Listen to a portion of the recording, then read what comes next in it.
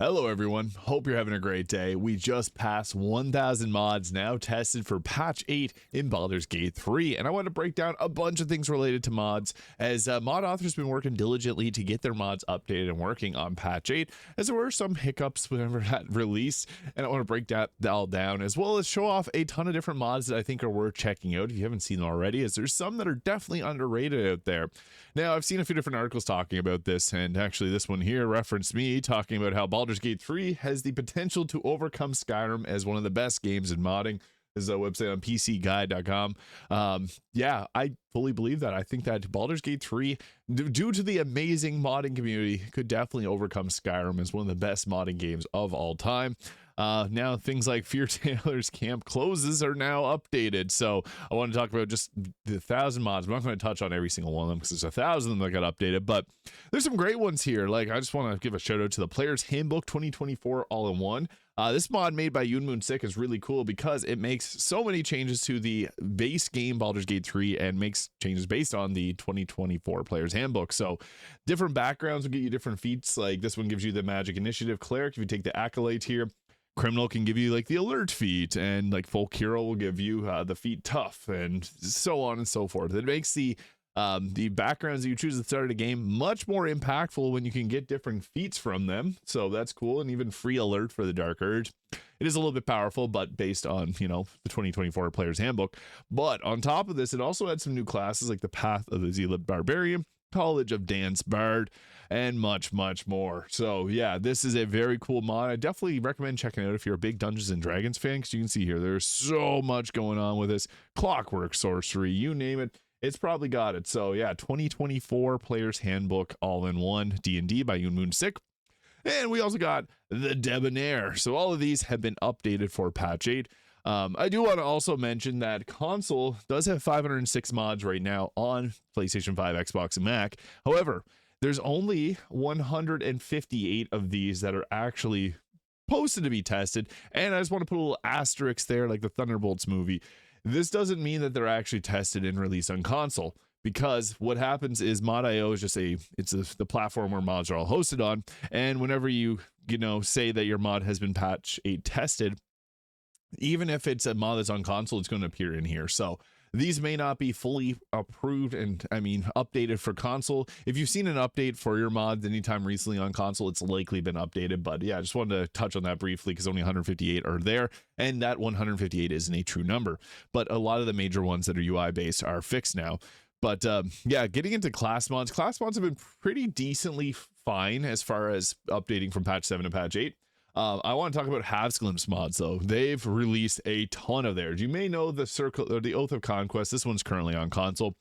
They ported over a bunch of their mods from Nexus mods. I've talked about their mods a bunch in the past. They do a great job. So we got like Circles of Star Druid, their old version, Circle of Blood, Debonair Rogue, Aberrant Mind Sorcerer, which would fit perfectly with the theming of Baldur's Gate 3, Circle of Winter Druid, the Gravitary Magic Wizard, Night Domain Cleric, Lunar Sorcery Sorcerer, College of Tragedy Bard, Grim Surgeon Rogue, Path of the Corpse Eater Barbarian, Misfortune Bringer Rogue, Way of the Mistweaver Monk, Grave Domain Cleric, Way of the Windwalker Monk, Eldritch Domain Cleric, the Hedge Mage Wizard, and the Way of the Brewmaster Monk. So yeah, they had a bunch of their mods, and they're likely going to see more and more come as they have a bunch of them on Nexus mods. So it's really cool to see. What I think is awesome about these mods is they have level 20 support, and their mod page details everything well. Like you can see here, here's all the circle spells that you get. It talks about all the different benefits. Yeah, I could go on and on about how great Halves Glimpse has been with modding, but yeah, these have been tested and approved, or tested and put out for patch 8. So I just want to touch on that.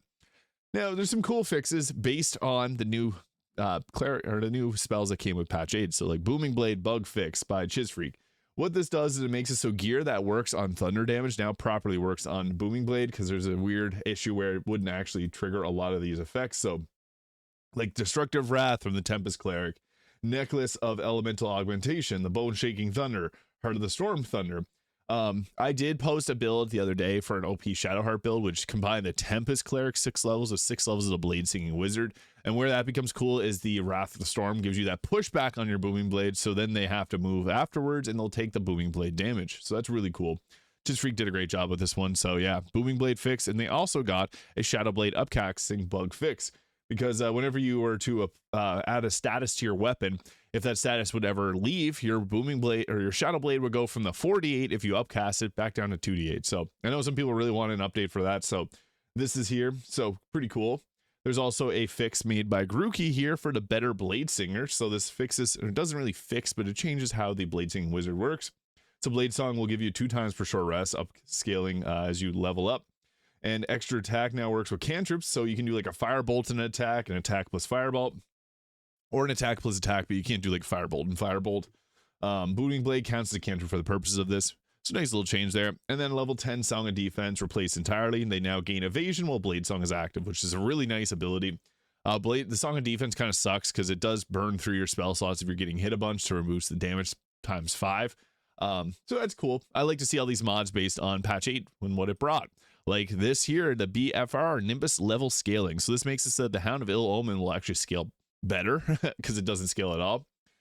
So this gives it its base stats. Didn't change that, but at level 8, the HP is now up to 54 instead of the 42 that it gets.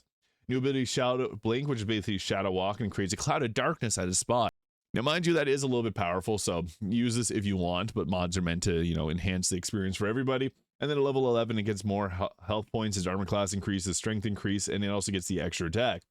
So it makes the goodest boy even gooder, if that's a word.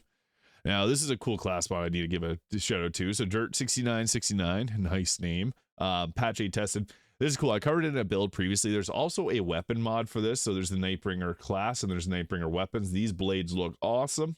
And you basically take these like broken blades and then you cast them into your own creation. So really cool class mod. I recommend checking out the build that I posted if you're curious about this, because I think they did a fantastic job with this. So you summon in Ravens, you got the Knight's Eye, you got Cage of Darkness, you got your own Ravens.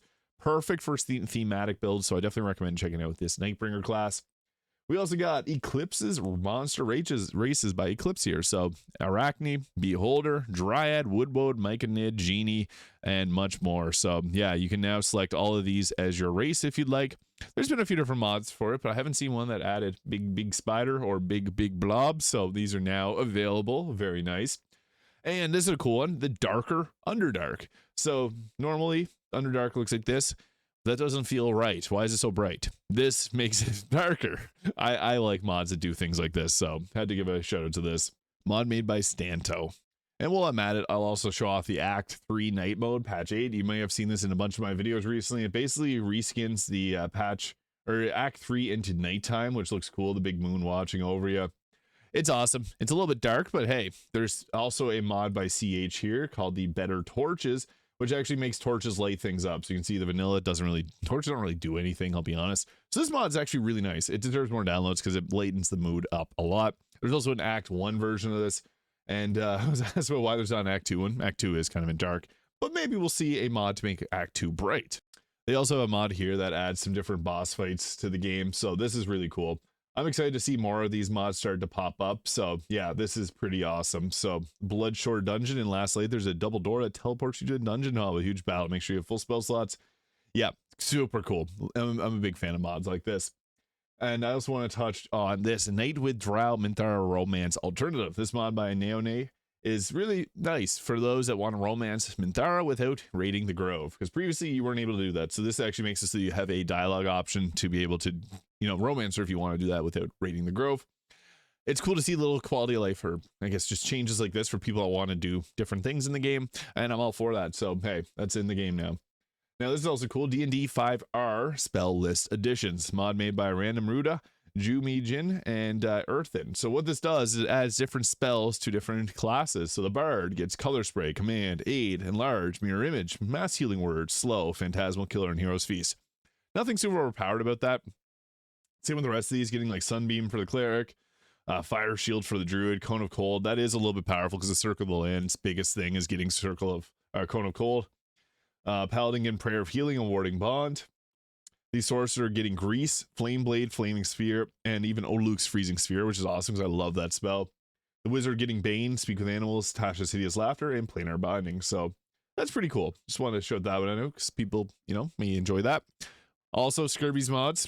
Always got a lot of great things to say about Scurvy. This is the Armor of the Worthy. I've covered it in a few previous videos. Just want to touch on this again. and also their Femme Fatale tactical dress mod, which you see often on my characters because I just think it looks cool.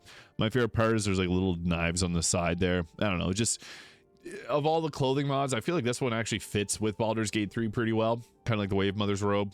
People like it. I don't know, I get a lot of questions asked about it, so I just want to point that out. Femme Fatale tactical dress by Skirby. Now, this is another awesome one, Tasha's Cauldron of Hairstyles, Eclipse, and this just adds a bunch of different hairstyles to the game, so knock yourself out. There's a bunch of cool new hairstyles to check out. And Fear Taylor's Camp Clothing is updated for patch 8. Now, I just want to, I'm including this here just to touch on the fact that most cosmetic mods didn't have any issues coming into patch 8, at least from my experience and a lot of others, so hopefully, if there's any mods that aren't, that say patch 8 tested, they should work.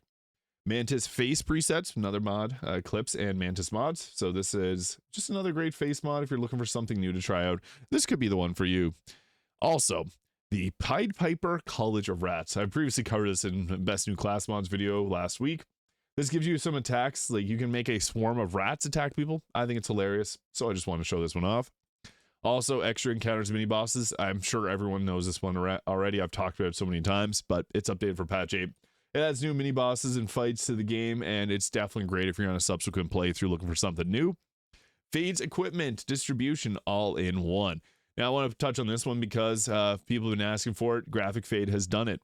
They put all of their different equipment mods, like the Wands and Weave, Veil and Venom, etc., into one easy place to download them all. What's great about this is it'll hopefully come to console, and that'll fix the 100 mod limit issue that a lot of people have been having, because 13 mods for all this, it's a lot.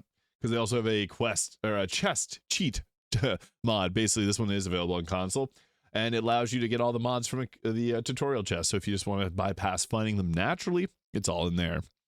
And I just want to touch quickly on this one because I think it's cool. There's a 10-minute autosave. So mods that now change how often the game autosaves. I think that's nice because some people wanted to save a little bit more. So those are some mods that I think are really cool and deserve some recognition because there's a lot of great things coming with patch 8. And I just wanted to break that all down for you guys. So if you got any questions around it, feel free to leave a comment below. Hit the subscribe if you haven't already. And I'll see you all in the next video.